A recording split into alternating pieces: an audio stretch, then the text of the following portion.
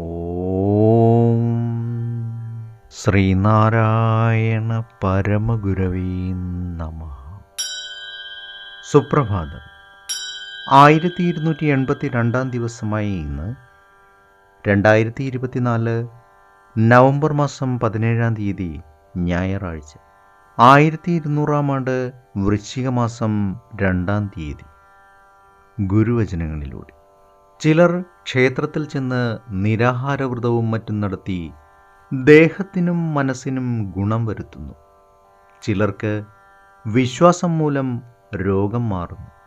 ചിലർക്ക് ആഗ്രഹസിദ്ധിയുണ്ടാകുന്നു. അതെല്ലാം വിശ്വാസം പോലെ ഇരിക്കും. ഇതൊന്നും ഗുണമല്ലേ? ക്ഷേത്രവും ആവശ്യമാണ്. ശ്രീനാരായണ ഗുരുദേവൻ. 1927 മാർച്ച് 27 തലശ്ശേരിയിലെ ഗുരുദേവ വിഗ്രഹ ഉദ്ഘാടന വേളയിൽ ശ്രീ മൂർക്കോത്ത് കുമാരൻ നടത്തിയ സ്വാഗത പ്രസംഗത്തിൻ്റെ 6ാം ഭാഗമാണ് ഇന്ന് അവതരിപ്പിക്കുന്നത്.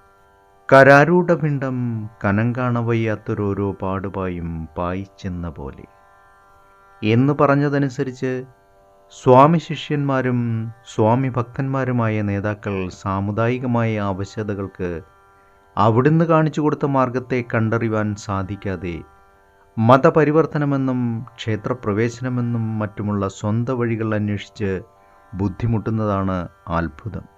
അങ്ങനെ ചെയ്യാതെ സ്വാമികളുടെ ആദർശങ്ങളെ ശരിയായി മനസ്സിലാക്കി ആ വഴിക്ക് ശരിയായും ശാന്തതയോടും കൂടി പോകുന്നതായാൽ ഇന്ത്യ രാജ്യത്തിലെ ഭ്രാന്തശാലയാണെന്ന അപഖ്യാതിക്ക് പാത്രമായ കേരളം ഇന്ത്യ രാജ്യത്തിൻ്റെ മാതൃകാ പാഠശാലയായി പരിണമിക്കുമെന്നുള്ളതിന് സംശയമില്ലെന്നാണ് എൻ്റെ താഴ്മയായ അഭിപ്രായം.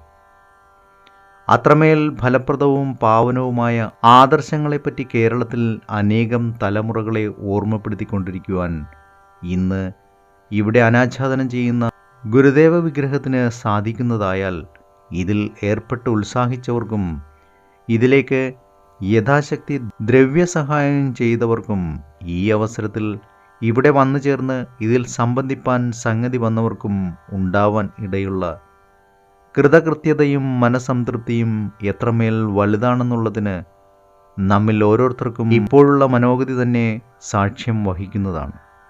ഏവർക്കും നന്മ നിറഞ്ഞ ഒരു സുദിനം ആശംസിച്ചുകൊണ്ട് നിർത്തുന്നു. നന്ദി, നമസ്കാരം. ഗുരുധർമ്മം ജയിക്കട്ടെ. ശബ്ദം നൽകിയത് സുജീഷ് മഹേശ്വരി.